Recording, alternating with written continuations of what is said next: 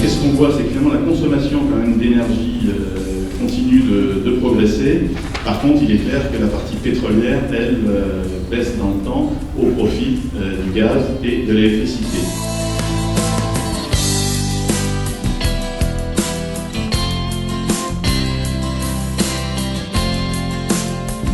En hiver, il est vivement recommandé d'utiliser le gazole qui a les caractéristiques appropriées de tenue au froid, donc le gazole hiver.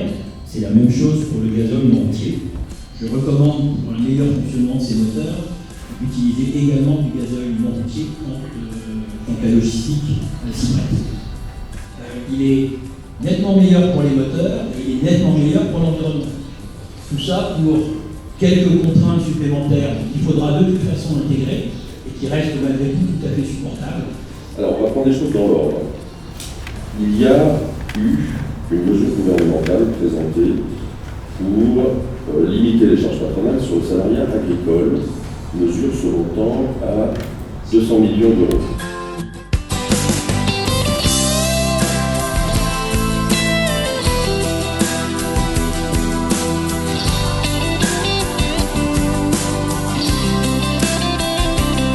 Les prix du pétrole brut ont augmenté de 46% par rapport à l'année dernière.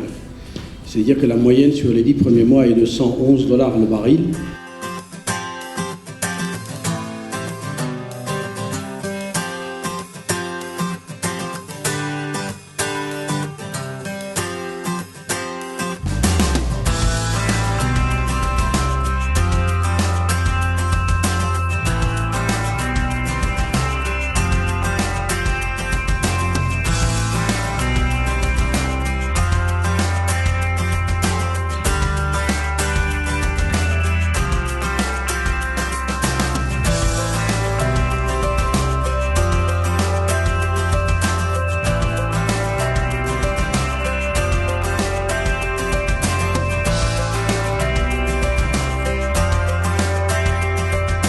On travaillait depuis plus d'1 an avec la banque Solfea pour essayer de mettre un prêt en place destiné aux couvreurs. Et on est arrivé avec la banque Solfea à faire un prêt à un taux intéressant de 1% pour leur permettre de remplacer la toiture et d'isoler. Ici présent ce soir, l'Alliance concrétise la volonté de la Fédération.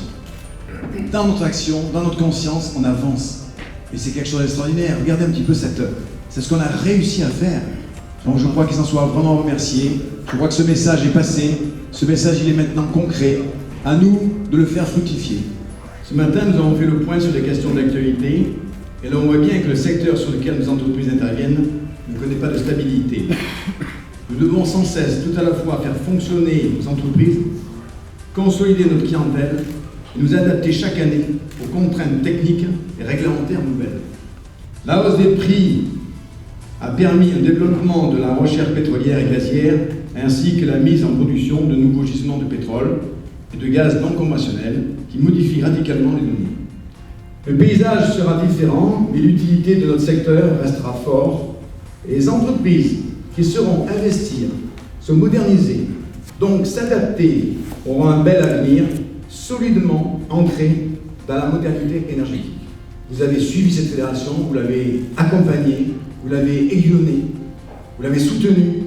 Je voulais ce soir vous en remercier vraiment, encore une fois, de toutes mes forces.